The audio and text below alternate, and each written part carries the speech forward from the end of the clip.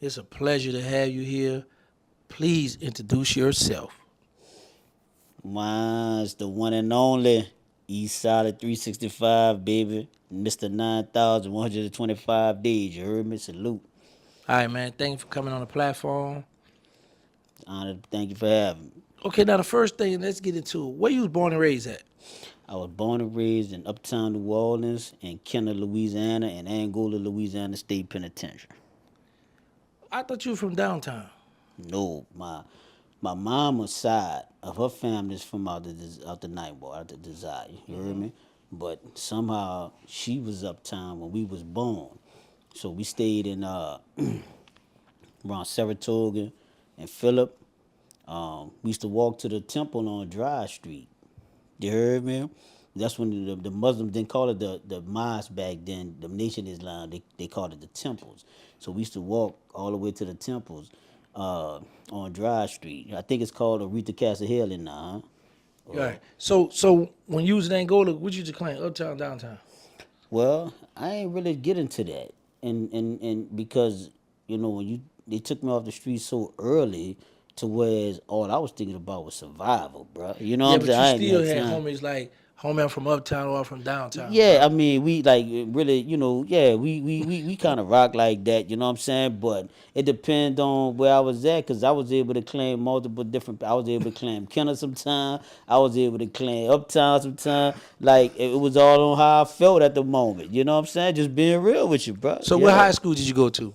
I went to. I got arrested at Bonneville High School when I was 16 years old. So walk me through that day. How was what you were doing? What was going on the day you got arrested? Man, it was crazy because I was the type of you hustling out there and shit, doing your thing. So me and the teachers was real cool. That black teacher that we was real cool. So in that particular period, it was right before lunchtime, and thought I was too cool to be going to going to lunch eat like that. So I used to pay a little dude. He just jumped the fence, go buy shrimp po' bar, whatever we want. And I'll buy something for the teacher, or, a few little girls in the class, shit like that. He'll jump the fence, come back with our food, and I let him keep the change or whatever. So while they eating the cafeteria food or whatever, I'll be eating, my shrimp po' bar, or whatever like that. So that's kind of like how my day was, every day that I did go to school. I just told you, tell me what happened the day you got arrested. You gonna tell me about a po' boy sandwich? Man, Man, because that particular day there, bro. that's That what I want to particular know. day The there, day that you got yeah. arrested, what That, happened? What was going on? well, all I know is they surrounded the house, they kicked in the door, you know what I'm saying? And they snatched me up. What time was it?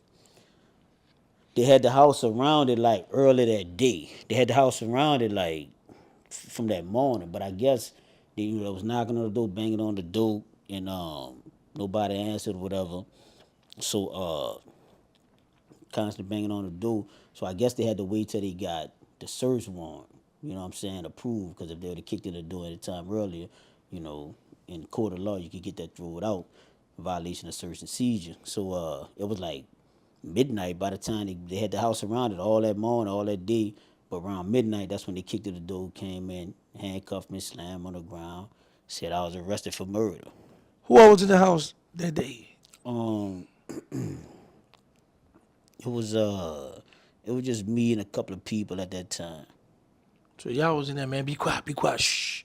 You was doing it. Was you peeping out the windows, looking at the police? Nah. Did you have an idea they was there for you or for somebody else? Man, at first I didn't know what was going on. You know what I'm saying? But then I started hearing rumors like they looking for you. Who looking for who, boy? What they looking for me for? You heard me? Like what? Like yeah. So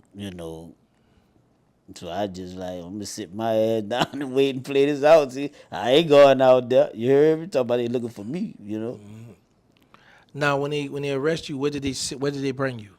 They brought me straight to the what they call that they brought me to the lockup, whatever they call that shit. You know what I'm saying, when you first get processed and all that.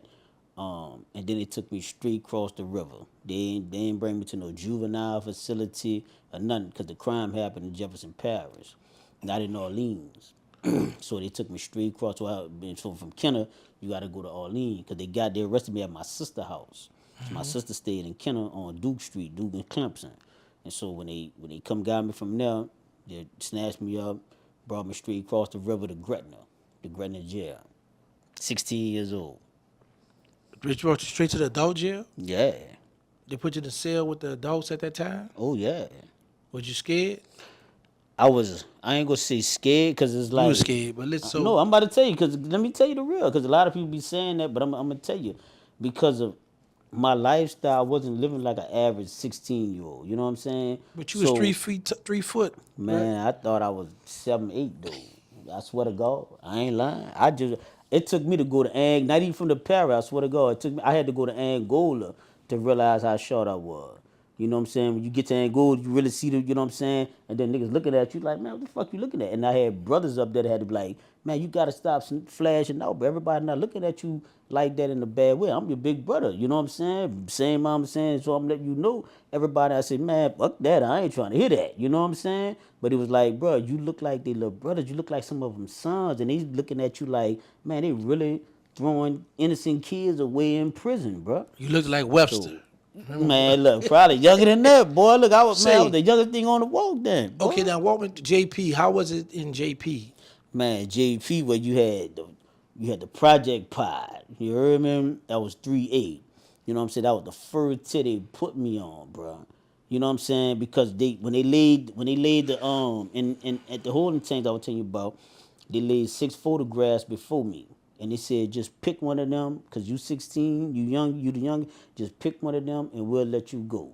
Because I chose not to just pick. That could have been you, your little brother, your nephew. I chose not to do that.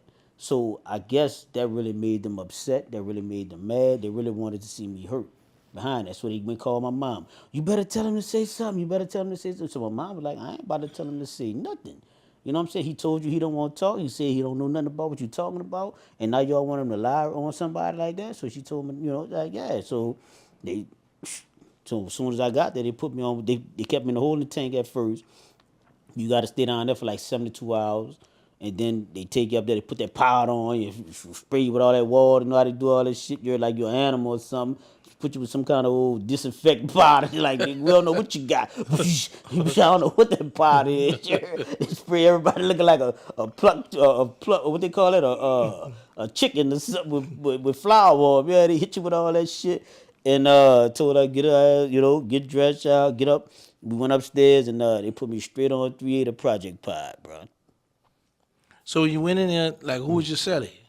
Man, I can't remember who the first seller I had, cause like niggas wasn't, everybody was on the flat. By the time I got there, niggas was in their cell. Like the only people that was in their cell was like niggas that was trying to, everybody. That's the project pod, man. You talking about in the cell? Ain't no nigga in there read no book. Yeah, nigga out there. You heard them cells open, nigga on that till, nigga fucking with that TV, that phone, niggas gambling, spade, niggas breaking into somebody's locker box, niggas was doing all kind of shit. So by me already kind of like being, it's sad to say this, but man, it's kind of like I already had predestined. Like I kind of knew I was about to go to prison, bro. Like I used to go to sleep and have dreams of me kneeling down with the penitentiary stool, smoking a cool.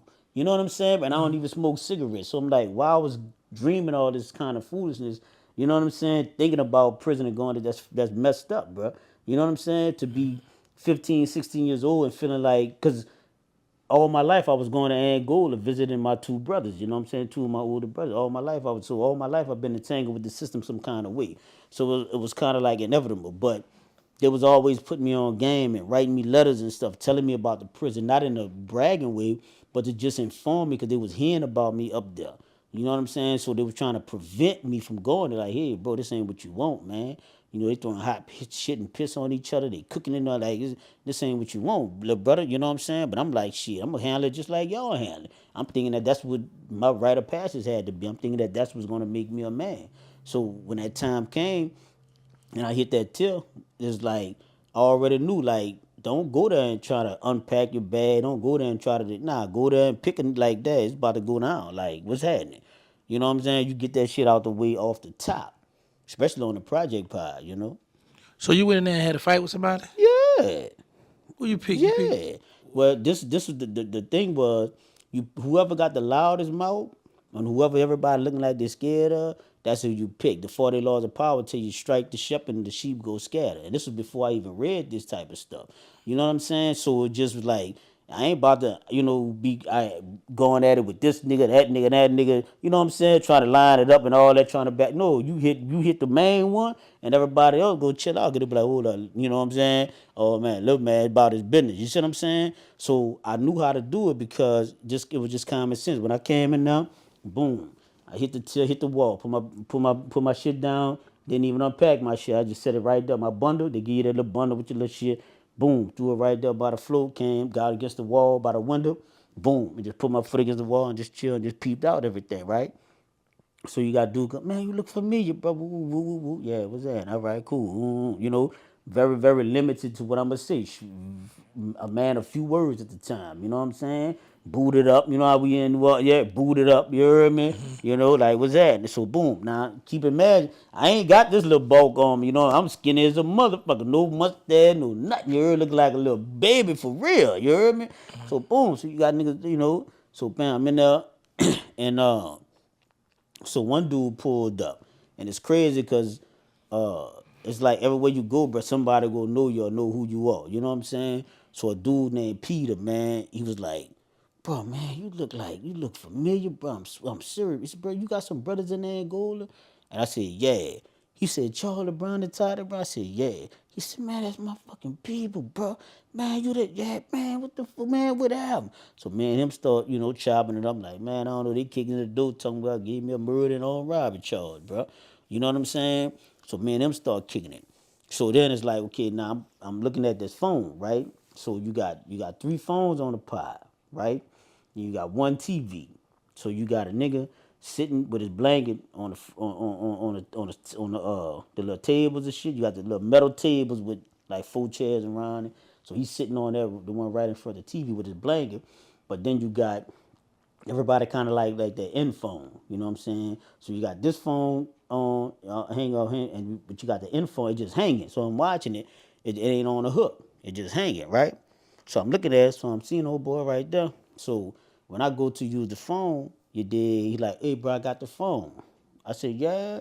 I said, okay. I said, well, what you watching right now on TV? Oh, I'm watching the TV too. So now that's the hand I fan with right there. You ain't about to have both of these, homie. You sitting on there, you got the phone and you got the TV. Nah, so I got on that phone, you heard me? So when I got off the phone, dude was like, see, bro, that was disrespect. Woo the woo. How the fuck that disrespect, nigga? Woo the woo the woo. So I knew what to do.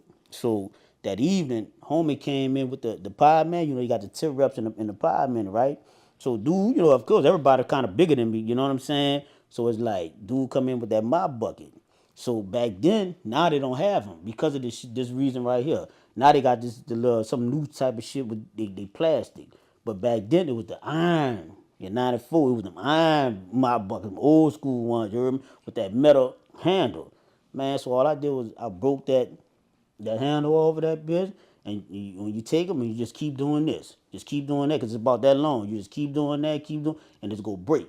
You heard me? Then you take one end, because Homer was up there with my brother. He done gave me the lick on everything. You heard me? So you take that end, you bend it, you take the other end, and that's what you sharpen. Now you got 2 of them. You do that to both of them. You heard me? You take your shoestring, you tie your shoe, because I'm small, right? So, nigga, you trying to go jig somebody, they'll take that knife from you and fuck over you. You see what I'm saying? So, you sharpen that. You take your shoestring, take that, you tie that to your wrist. That way nigga can't just take it from you. You know what I'm saying? If you overpower you still go have it and still be able to try to fight for your life. You heard me? So man, when I put that shit together and homie seeing me putting that together, he came to me. He like, hey bro, look, man, it wasn't about that. That just be for them pussy ass niggas and all that shit there. I'm like, ah yeah, bro, yeah, don't play with me like that, homie.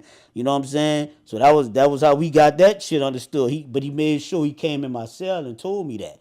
You know what I'm saying? He didn't, he ain't allow it to go down like out there in the open and all that where niggas could see that. Nigga, y'all could do the same thing. Y'all letting this nigga run the TV and the phone like this shit. Nah, boy, you got me fucked up. You know what I'm saying? So it was just simple things like that you had to go off on, just to eat your, on Wednesday it was fried chicken. You know what I'm saying? Yeah, if you don't, you got to sleep late, lose weight. You know what I'm saying? Nigga don't tell you nothing. You wake up, everybody eating their chicken, but except for you. So little minor things like that. But that was one of the first incidents that I had right there on that project pod. So yeah, you got on the phone at night and he ain't swing or do nothing at night when you got on the phone. You saying? No, when I got on that phone, he didn't do nothing. He stayed on that. He stayed on that. Like you watching that TV. He didn't do nothing. Not right then and there. No. Okay, that's what's up. So how long did you stay in there before you went to trial? But I'm gonna tell you this, dude. Um, People reputation precedes them, right? So sometimes people will be hearing about you before you even know it. You see what I'm saying? So a lot of people was hearing about me from the streets. They was hearing about my brother. They knew about my brother. And you had people like that, like dudes on that tier that was independent with my brother that knew my brother, and they seen them like they seen us gelling together. You see what I'm saying? Yeah, they were like, yeah. So now I'm about to be on my yeah. So dude, the one that showed me how to do them all that I'm just told you. He the dude P that I'm telling you about. He the one showed me how to do all that. So dude peeped that. I think that had it not been that, I think dude would have probably challenged me right then and there on that phone. But he observed who was talking to me on that tier, who was like, damn, bro, I know you. Woo, woo, woo, woo. Dude be peeping that too. You know what I'm saying? What went through your mind during trial? But what I went through my mind during trial was that I said, man, I'm in a real racist situation. Cause the victim was Caucasian. He was a Caucasian drug dealer. They didn't say that in the news. They didn't paint that all that, but the state's witness got on the stand and exposed that. You know what I'm saying? So, but they kept trying to keep that under the rug. But I've just noticed that a lot of cases where a black person is considered the defendant, and the little thing that they have in their background, they always magnify that 1,000 times and try to make it seem as though, oh, this person is a bad person because this or that. But here it is. This is a white dude that got unalive behind, and had kids selling drugs for him in black communities, but yet they never mentioned that in the media about him. So how many people testified against you? I can't remember. It was a few, but it was nobody that actually got up there and said that I did anything. Nobody said I did this crime. Nobody. There was no murder weapon. There was no eyewitnesses. No fingerprints. No DNA. Nothing. And 2 juries found me not guilty. So you came under that 10-2 law. But I was hearing that Jefferson Parish wasn't freeing people, and only Orleans Parish was freeing a lot of people to 10-2. Well, it goes back deeper than that. And the issue with that is that since the 90s, since 94, I've been fighting the 10-2 issue. And prior to that, dudes before me in the 70s was fighting the 10-2 issue on the Johnson case. And then before that, it was the Apodaca case, because this became into effect in 1898 to perpetuate slavery. That was the only reason that it was in effect in the first place, right? Because everywhere else in America, you had to have a unanimous, all 12 jurors had to find you guilty. So they allowed 10-2 in order to, because the 13th Amendment says slavery is abolished unless you're convicted of an offense, a crime. So once you found guilty, how much time were you sentenced to? Life without parole plus 30 years. Life for the murder without parole, 30 years for the armed robbery. And that's without parole. Did you cry when you went back to your cell? Nah, I was too angry. I was too frustrated. I was more concerned with my mom, because she hollered. She told the judge, she said, "You don't get the last word." She said that. She said, "You don't have the last word." That's what she told that judge. And so I knew that I had to stay strong for her.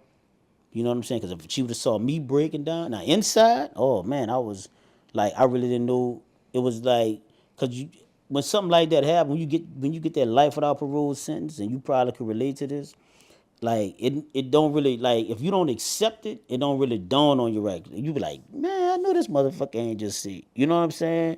So it's like it didn't really, I never accepted it. So it never really set in on me. I never even started on that life sentence, because I just stayed fighting it from day one. The day they call you to pack it up to go upstate, what was going through your mind? But we started bucking to do it because they kept us in the by me being 16 at the time, they kept me in there till I was like 17 for the trial. And they was trying to hope that I could grow, look a little bigger, look a little meaner, look a little tougher, whatever it was. You know what I'm saying? Because I was looking like a real little kid, you know what I'm saying? So they was trying to hold me, but it's like, once you done gave me that life sentence, bro, now it's like I'm about to go off. You know, I don't want to be in this paradise. Let me get up there with my brother, because at that time, if you got a life sentence, you going to Angola. There was no if, and, buts about it. You know, Louisiana got several different satellite camps and detention centers, different little smaller prisons in Louisiana. But when you get life, because Angola was the only place that accept lifers at that time, right? We talking 94 in the early 90s. So, I mean, it was no secret where I was going. So it's like, well, let me get up there. So you got to keep in mind, too, I'm in that law library from day one.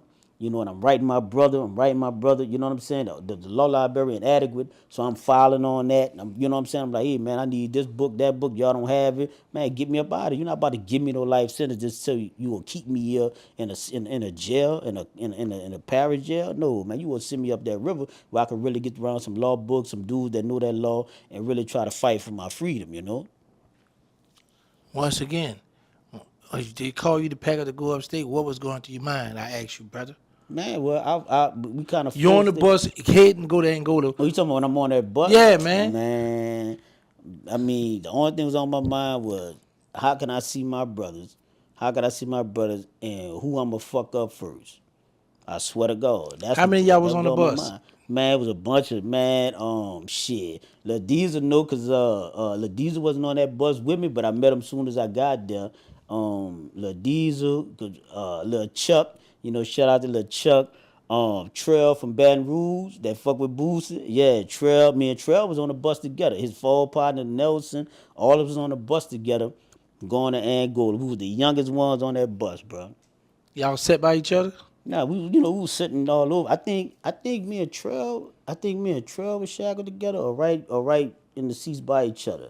Yeah, or little Chuck. It was either me and little Trail or little Chuck was shackled right, but all of us was kind of like in the back by each other.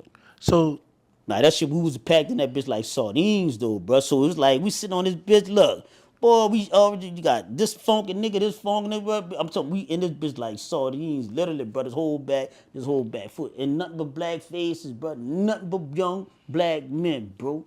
You heard me, bro? So it was like, nigga, we sweating. It's hot, nigga. It's summertime. Boy, we sweating. But then they got us with a monkey suit, jumpsuit. We call it monkey suit, space suit.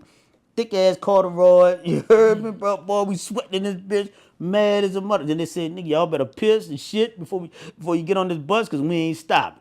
And you know, from New Orleans area to Angola, that's like what, 3-4 hour ride. You heard me? So they ain't stopping, they ain't doing nothing. You know what I'm saying? And it's so full. You know, when it's not full, they'll have a little piss container and let you go to the back, you know, and piss while they ride. But other than that, because it was full, that did us. So you can't even do that. You know what I'm saying? So what was on my mind, shit, nigga was mad in a motherfucker. That was on my mind, nigga. Shit, boy. what dorm did you go to as soon as you got to Angola? But as soon as I went there, they put me on lockdown. As soon as I went there, they put me on lockdown. They put me, the Chuck Trail. They sent me to Camp D Hawk Unit.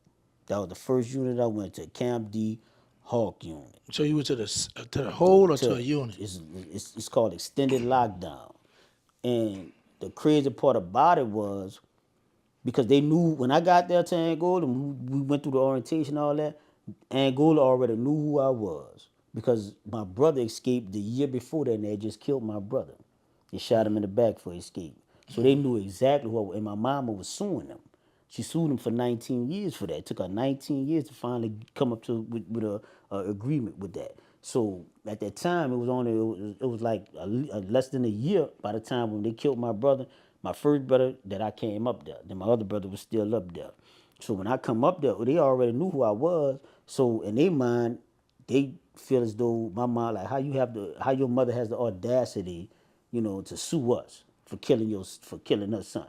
You see what I'm saying? Because they had an old saying, if you're black, you don't come back. So if you escape Angola and you white or any other color, they'll catch you, they'll just bring you back alive, put you on lockdown for a little while, whatever. But if you black, they're going to try to shoot you. They're going to try to kill you for sure. And that's what happened. And so they already had a target, an X on my back. So they put me on Camp D Hawk unit. Damn, the dude next to me, Mosquito, he had like 2, 3 murders up there, committed like 2 murders to get there. So he had like 5 life sentences. Grady Bull hadn't committed murders up there while he was there. He had like 3, 4, 5 life sentences. Shorty boy, you know what I'm saying? He had like 3, 4 murder charges, 2 on the street, 2, 3 in prison. You know what I'm saying? So they sent me on the tier with people who committed murders to get there and committed murders while they was there in prison. So where these guys were from? Oh man, I'm not really sure, cause it's like when you get to Angola, ain't nobody worrying about where you from. They don't give a fuck. Like they mind is on just barbarian shit. So most of them dudes like from the country towns, Charter Bar, Greater Bull, and all that. But they had already been in Angola 30 and 40 years by the time I got there. Oh, all right. So they when you got to the tent, did they give you a little care package and look out for you? No, my brother, he gonna find out where I'm at. He where I'm at.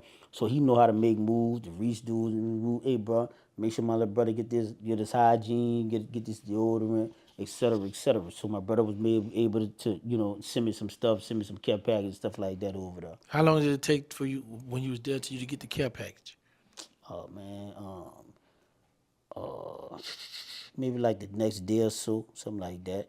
Cause my brother was keeping track. He already knew I was coming up there and all that shit there, So then he was respected already throughout the prison. And then a lot of the really solid stand up dudes, they already felt some kind of way because of what happened to my brother, that how they shot him and killed him. They felt like they knew they didn't have to do that. They could have caught him and brought him back like they did the white dudes. Yeah. So how long did you stay back there in the PC cell? Well, there's no such thing as PC in Angola. Correct yourself with that shit, nigga. There's no such thing as PC in Angola. You heard me? They got extended lockdown. It's if you go call it PC, it's protection because they feel It's like PC, but go ahead. no. If you call it that, it's protection because they feel like what you gonna do somebody else in the Okay, cool. I go. population. Okay, well, But it's it's not PC. PC, bro. It's a The only check-in. listen. Let me tell you. Let me Go educate ahead. you, little brother. Educate me. The only PC. I'm older than you, but go ahead, Let me, little. yeah, all right. But the only PC they got in the state of Louisiana, is that David Wade. That's the Angola. There's no such thing as protective because now you got what you call the weak blocks and the weak dormitories. And Camp D Hawk unit is not no Camp D Eagle and Camp J Bass, place like that. That's considered the weak blocks and the weak dormitories. So let me ask you this. All right, you said there's no such thing as PC, and they In got what you call Angola. weak domes, right? Yeah. Well, they had 2 death row tiers, correct? Well, it depends on what time. They had one death row. And They then they burned it down, and then they moved it. To a new death row. No, they built a new one. Right. And created a new death row. Yeah. So did they ever have inmates that go to the old death row and they wasn't sentenced to death? Well, the one that was shut down, Yes. they had like the dungeon part. Mm-hmm. Yeah, you could go to the dungeon part of it, but the actual tier where when death row inmates are there, no, you can't go there when death row inmates are there. So wait, hold on, because I'm confused now. You saying that there was you got the death row that burnt down, but then they did a new one. They put all the inmates that were sentenced to death on that On the new range. one, right. But did they have any inmates that came from another prison, whatever, was housed on the old death row just to be put there because they didn't want to let them go in population?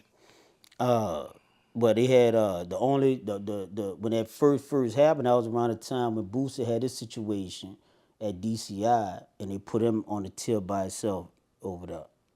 Why they put him over there by himself until he could put him where you was at, huh? Nah, because they if you a celebrity and you come to Angola, you're not about to just send you to no population or to no regular extended lockdown. Like, well, you're not about to do that with no celebrity. Because they feel like you're influenced, and then they feel like uh, they don't know if you able to stand on your own, and they know that these convicts here, these dudes, like I just told you, Greater Bull, dudes like that, Shorty Boy, all them dudes, they actually murk dudes while up there, unalive people up, so they don't care about that celebrity status, all that stuff. That's so just to keep down the murders, because you got to remember, Angola was considered the bloodiest prison in America at the time. You know what I'm saying? So to keep down that, to try to, that was their way of just let me see who you are first. If you could, handle yourself around these type of people, then I'll put you out there due to the fact that you're a celebrity status. Let me put you over here first. That was the philosophy or understanding of the warden at the time. So why they didn't put you over there on the death row? Because I wasn't no celebrity, nothing like that. Oh, but later they took Boosie off that death row team and put him in population. Yeah, but he was back there at Camp J Bass. Okay, so how long did you stay on the PC wing? Why you keep calling it PC, bro? Because that's what it was, but you want to Why nickname you keep something. calling it PC? My bad, I'm sitting brother. there telling you, because let me show you what it is. Because you could go and you slap a guard. You slap a security guard. It's called extended lockdown, nigga. That's what I'm trying to tell you. You keep talking about some fucking PC, boy. I ain't never been on no PC. Stop playing with me, nigga.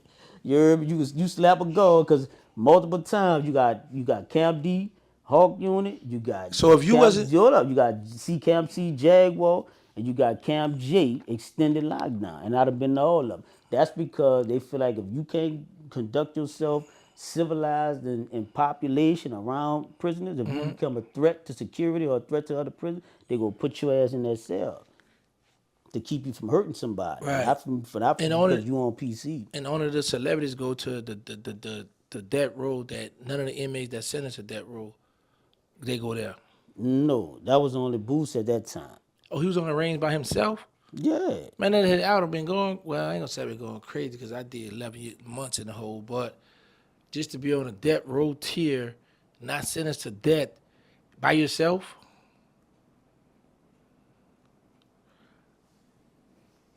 and then when you left out of the dome, the cell block you was in, where did they send you? Then I went to you call it the Wild Side. I went down there by Walnut and Hickory. It's called the Wild Side, the big yard. Okay, you had to emphasize that the big And yard. that's what they say the walk. Right, It's called down the that big walk. You going on that yard. walk? Down there, you going down that walk. When you hit down there, you going down. It's a long walk. You heard me? Put your bag on, push your bucket, whatever. And you gotta hit that. It's called a walk. It's ain't called a talk. It's called a walk. So when you went down the walk, who you went down the walk with? By my motherfucking self, boy. What you talking about? Ain't nobody can go down there with you. What you mean? So was you scared going down the walk? Boy, look, hell no, boy, look. You had to. It ain't time. This is what you gotta understand about somebody like me. Somebody like me who had two brothers up there, and I'm visiting Angola all the time. I'm going up there all the time, so I damn near felt like I knew it already. You know what I'm saying? I kicked the Right. door down to get to that motherfucker at an early age, so it wasn't no time to be scared. I'm not saying like certain things didn't have me I was alert. I was focused, but it was no time for me to be scared. You know what I'm saying? I mean, you could say scared in the sense that you don't know what the future holds. You don't know if you're about to die in this motherfucker. You don't know if you got to kill somebody. You could say scared in that term, but meaning timid or whatever. No, you had to go down there, and all I knew was somebody play with me about my manhood. Niggas going down. That was I was looking for something. I was looking for somebody to take my anger. I'm angry. I'm too ignorant right now to be scared. That's what you gotta understand about my man. I was too ignorant. I was too mad. They just killed my brother. Now they done gave me life. So nigga, I'm mad. Nigga, I ain't had time to be scared. I'm mad. I want to hurt something. That's how I felt. So when you go down to the dorm, where they put you at? Where your bed was? A wall bed, a middle bed? Did they have a bunk bed? Yeah, see, like when you go there, like most everybody already go have a wall bed sold up. You know what I'm saying? So you ain't gonna just come to the dome and look up and get one of them. You heard me? So then you got the middle aisles and shit like that. You don't like that because sometimes niggas walk through your aisle and all that shit there. You know what I'm saying? So sometimes dudes leave the locker box out or whatever or sit up. You know what I'm saying? Cause let you know like that. Just don't walk. No, you don't walk in nobody aisle, especially while they there. You know what I'm saying? So I got wound up getting the middle aisle or whatever. Had to go find a mattress and all that. Did they type have of bunk shit bed, there, top, dude. bottom? Not then. They did that after Katrina. That's when they Okay. double bunked. This is after Katrina. But prior to that, it was just 64 beds in the dome. Okay. It was 64 beds in the dome. X amount on the wall and X amount in the middle aisle, like that. And it all added up to 64. Air condition? Hell no, boy. You crazy? How many phones in the unit? And at that time, depending on what dome you in, it's gonna be 64. It's gonna be 2 phones. Some domes had 3, but most of them were just 2 phones. 64 dudes in the dome. How many TVs? You go at that time 1 TV. Now they got 2, but at that time it was 1. So it's safe to say you didn't get a chance to watch cartoon. Boy, look at you playing, nigga. You trying to crack jokes and playing shit, boy. Look, I'm just asking because you went up there yeah. at 16. I'm pretty sure you was watching Yeah, cartoon. on the street I didn't Right. watch. I didn't. I came up. I came up with a, you know, in the Muslim tradition. My mom's a Muslim. You know what I'm saying? Uh-huh. So I know you being funny. I'm He. You asking, man. very You was funny. young when you But went, like brother. I say, so The yeah. people So want to I know grew up. this. I grew up fast, bro. Did you eat cereal growing I up didn't grow. then? Or Yeah, you? you fucking right. Eat All some right cereal, then. nigga. I eat some cereal now, but I ain't since I've been home. I ain't really been eating no cereal. But I need to. I love cereal, What boy. kind of Yeah, cereal you yeah. like? Man, I like that what they call Count Chocolate. You don't know what Yeah. kind of cereal you like, brother. Frankenberry, boy, I bust that shit up, boy. Yeah. Do you like Fruity Pebble? Nah, it's too fruity, nigga. Oh, what about Fruit Loops? Yeah, they get too, they don't really, nah. So you really on hard test. So you eat when you eat cereal, you got a shank with you or You something. gotta, yeah, it Sound like gotta you be, won't. yeah, I gotta have some cereal where I can eat with a shank, bro, yeah. So while you on in the dorm, like who did you sleep next to? Anybody that we know or somebody name or something? Nah, I mean at that time, the only one at that time. Now you got we talking about 25 years, bro. You heard me? So down the line, yeah. But at the beginning, no. At the beginning, it was just Vincent Simmons. He was kind of like the first. I mean, like you had dudes in there like command like Liddell Chu, you know what I'm saying? You know, Muslim brother, may Allah be pleased when he died in there. He slept right next to me. But he was legendary in prison. Like you gotta remember now when you say family people, you got some dudes that Angola is a world of his own. You know what I'm saying? So Right. you had dudes in Angola that was famous throughout Angola. You had one dude, Big Clyde, he breaking the handcuffs. You know what I'm saying? Yeah, one of them, when they come with the electric shield, he taking the electric shield from the officer, hitting them with it. You know what I'm saying? The electric shield got 50,000 bolts in it. You know what I'm saying? So, you know, you had some dudes that was legendary in Angola. They wasn't, because we was kind of like closed out, 5,000, 6,000 inmates on 18,000 acres of land. We wasn't outside, bro. The only information that we got from the outside is when people called home. And when you called home and came back, you know, people like, you know, Great Bull and all of these dudes that was doing all this kind of stuff, killing dudes and that, they wasn't trying to hear nothing about what's going on the outside world. That wasn't their world. It was in Angola was their world. So at that time, Vincent Simmons, who was wrongfully convicted for rape, for a double rape of 2 twin girls. The doctor said he couldn't complete his examination because one of them, hymen, was still intact. But she said he brutally, you know, did her. You did? So he asked me for some stamps, and when we was at Camp D Hawk, me and him was at Hawk together. I met him there. And he telling me, man, I'm telling you, bro, I ain't do this, brother. Woo. I'm like, oh, man, you know you like the right girl. You heard me? Messing with him and shit. So when we wind up in the dormitory on the wild side, he pull up. Man, I told you, he got his DA files. And that's when he discovered that the girl, hymen, was still intact. You see what I'm saying? And so that's when they're like, man, I need some stamp. I'm about to send this to all the news media. And I'm like, man, the people don't want to hear that shit. You know what I'm saying? That's what I'm thinking. So, man, I hustled up, helped him, hustled up some stamps. He sent this package to NBC, ABC, all these different news outlets. And like about a month later, bro, he come run over there in the door. He said, man, they coming down the walk to interview me. Brother Warden gave him permission to come down the walk with the cameras to sit on my bed and interview. He said, man, come over there. I'm like, boy, I ain't about to come over there. You see what I'm saying? I don't want to be seen on no camera. You might try to put another bird on me. I'm already fighting one now. Boy, I ain't about to. But that's why I messed up at, because everybody who got on their camera, they went worldwide and they got help. So did anybody ever steal something out your locker or rob you? Nah, I ain't had them problems, bro. I ain't had them problems, bro. I went up there with an attitude. Dudes used to go to my brother and tell my brother, "Hey, bro, your brother trying to kill somebody, bro. He don't, you man. Everybody, nobody really, you know, dudes like, people was mostly trying to, how would I say that? Some dudes that I know, like, bro, them dudes could have really killed me. Them dudes would have really hurt me. Them dudes, they knew how to knife fight and do all this shit. And I'm challenging them dudes. I was just challenging people. So they was like, but the thing that made them dudes really respect me, because I wasn't just challenging an inmate or a prisoner. I was out actually challenging the guards as well. You see what I'm saying? By me challenging them, that made them like, man, stop messing with them people, brother. They gonna kill you like they did your brother. And I'm like, damn, but if if if if a black dude will kill your brother, y'all gonna be feeling the same way I feel. But now, if somebody with a badge on kill y'all brother, y'all go bow down. So that opened their mind up. That made them see that the error of their own ways. And like, damn, this little young dude here, bro, he really on to something. He really see the whole picture of this shit here.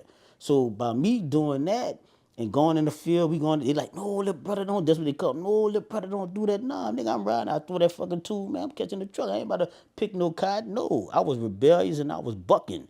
You know what I'm saying? So people was like, man, leave that little dude alone. That little nigga crazy. That's what they done. But I wasn't crazy. That was my survival tool. Make you think I'm crazy. Nigga, nah, but yeah, fuck you, because I don't want to kill you and stay in this motherfucker, but I will. You know what I'm saying? So that was my strategy, bro. I had to think my way through that shit, bro.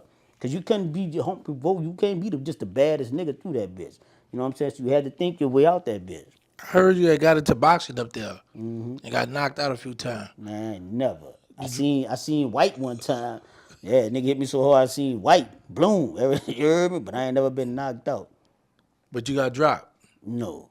I got dude hit me, boom, on that button, and I came down like this shit. When you like this shit and you get cut on that gut, let's you heard see. me? Look, Let's see. What you heard me? happened? Look. Okay. You heard me? So I about right here. You heard me? So they ain't, yeah, so I wasn't on my pockets, nigga. No, they ain't put me on my pocket. You did kind of lean. Yeah, I confess, yeah. Okay, that was the only one. That only happened one time, or a Yeah, few that only times? happened one. Well, that was two separate times when I seen the white. You heard me? But So hold up. So two different people put you down. no, I ain't say put me down. You correction. All right, well, did you leave? One of them hit me. One of them hit me. So I seen You white. call a Kaepernick. Bam. You heard me? When I seen white, you heard me. And one of them, you dig, my glove touched the ground. So when your glove touch the ground, nigga, that's a knockdown. But I ain't never got put on my pockets. You heard me? Okay, Yeah. okay. Get that shit straight. Yeah. And shout out to the boxing team, bro. Them dudes really doing their thing up there, man. You heard Okay, me? yeah, big fat. Shout out to Mike. Yeah, Shout out Mike, to the champ, Mark. Yeah. Out the tent. Well, he home Oh, now. little Mark, the champ. But he home. You know he Yeah, home. yeah, Yeah, I little champ spoke Mark. with him I used to today, spar with Mark. Mark told me a lot, boy. Yeah. Yeah. Well, that's what's up.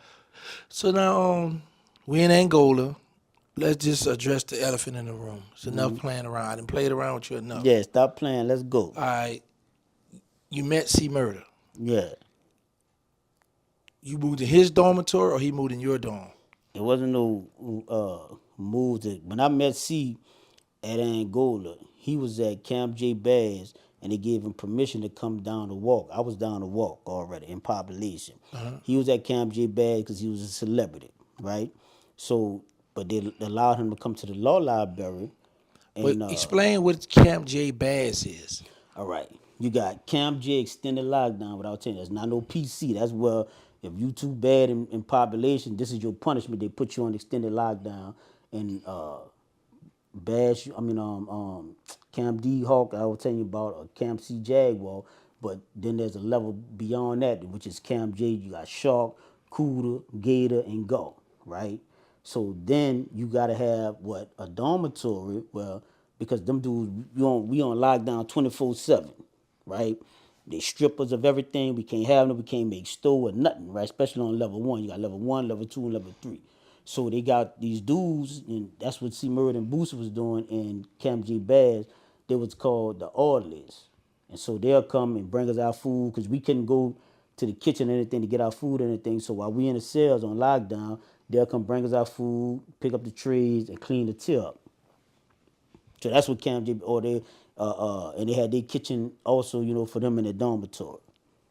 So that's what C. Murder and Booster was doing. They had them working in the kitchen for the population part of Camp J Bass. Okay, that's what's up. Then, but C had stayed us, so long and showed that he could handle himself in population. So eventually they let him come down because they always let him come down. He played a lot of sports. So he wasn't in population. He was. At first, he wasn't, Right. but that wasn't his choice, and that's what they put Brino. You ain't got to. No, I'm just telling you, they put just because I know how message you is, nigga. You heard me? So they, I know your message, nigga. You heard me? So they put Black Rhino back there, the one that fought Mike Tyson. Right. Yeah, they put him back there too. You know what I'm saying? Right. That Then he he came started up out of sliding a there. couple. Yeah, you started sliding a couple of niggas. He was sliding them niggas. You heard me? Yeah. So they eventually, So now they down that walk. You know? Right. Yeah. So you start out like the PC dome, then you come on down the walk. We don't call it PC I because know no y'all don't call it. I PC. understand They what y'all don't call it call it, but I weak. know what it is. They call it But the weak anyway, dome so to a C weak come block. down the Yeah. walk. They let C up out of that dome, out of that special dome, special housing. Yeah, Okay, call let's it go with that. special housing. Because So he they still came, because even when he was back there, they still let him down the come walk, to the right to sport. He population. played football. He played wide receiver. C was good? Was he yeah, he was good? decent. Yeah, he was rocking on the field. Yeah, he Okay. played football. He played basketball. That was his real thing. Basketball. He liked volleyball. He played sometimes he'd come in the band room and stuff like that. Yeah. Well, let's see, play volleyball. Yeah, he played volleyball. He's been the front spiking that bitch, everything. That dude, he's an athlete, bro. That dude was, yeah. I mean, you got to do something to burn that energy, man. You know what I'm Yeah, but saying? not volleyball. They had the high shorts. He played. Nah, he wasn't doing that though. He had his low shots, bro. Alright. He played pretty much any sport, every sport they had up there. Yeah. So when he come down the walk, what dome did he go to? What? What dance he went to? I think he went to Cyprus or something. I can't remember where, because I was moving all around. There was, they'll say I'm plotting escape. They say I'm trying to kill an officer because what happened to my brother. So I'll be all around that motherfucker. 1 minute I'm here, 1 minute I'm here. Then when he come in the population, he'll get into some trouble. Then they'll lock him down. Then he'll get moved to this out camp, Camp C, and stuff. So it's a whole world of his own, and you constantly get moved around because there's multiple camps inside that one prison. It's a lot of prisons inside of that one prison. So now you're gonna answer my question. Though. I asked you, did you and C murder? Were you two ever in the dome together? Yeah. Well, what took you? Why I asked you that just done, brother? Yeah, What's because up with you, I man? gotta watch how you ask questions, bro. I gotta be on my I gotta be on my Sarasta moves the king, bro. Messing with you, bro. I gotta you know what I'm saying? So, Yeah. what dome were you guys in together? We got in the dome together at Hunts. Not even in Angola. We got into the dome together at Hunts. Okay. Yeah. What dome was this? Fox? This was golf. We Golf? was in golf. What that is? Golf 1, golf 2, one of them golfs. I think it was golf 2 we was in. Or golf 1. One of them they called it. We was in golf unit. We slept side by side. Oh yeah. So when you was like, "What's up, man? You see murder? What's up, homie?" Like you gave him some. Nah. Me and C, we met in Angola in the law library. That's where Right. we met at. He's always come down to walk, we would holler, you did. And we knew some of the same people. And when we realized we knew some of the same people, that's when we started talking and started kicking it. Then when he realized that, I've been in that law for because by the time he come up there, I'd already been up there like 10 years. You know what I'm saying? Been studying the law, been dealing with the 10-2 issue, been dealing with different other aspects of the law. And other dudes and told him like, man, yeah, he really messed with that law. He ain't just talk. He really, you know what I'm saying? So he entrusted me to, advise him on certain things like that, Right. So y'all slept side by side. So what that was like, hanging out, like sharing food, eating together. Yeah, we did that. Oh, that's pretty It cool. was cool, bro. It was cool. He cool people, bro. Real talk. You know what I'm saying? Did he ever rap, or did he encourage you to make raps or write rhymes? But now we mostly was like, he was just adamant about going home. He was still passionate about his rap. He just stay rapping. We chopped it up about a few things, you know what I mean, with the rap thing, stuff like that. And he still was on this rap thing. I think he got a little better, to be honest with you, to me, because you got to remember when Cash Money and No Limit Records really blew up, I was already in Angola.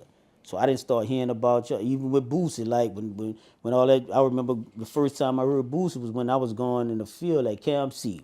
And a dude had his radio out. One of the dudes that wasn't going in the field, he was on the light duty status. And he was bumping. He said, man, this that little dude, and I heard that little funny little voice. You know what I'm saying? I'm like, yeah. So I didn't really listen to him because I'm like, that's a kid. You know what I'm saying? I wasn't really listening to that. Then I'm just, a few years fresh on this life sentence. So I never really got into it. But then years later, the more notary got stuff like that. And that's when I kind of like started hearing it. But the album that I really liked that Boosie made was that one when he first came, when he was talking about that cancer. That album, I really feel like he really came from the heart. But somebody said he stopped rapping like that because he didn't sell too many albums.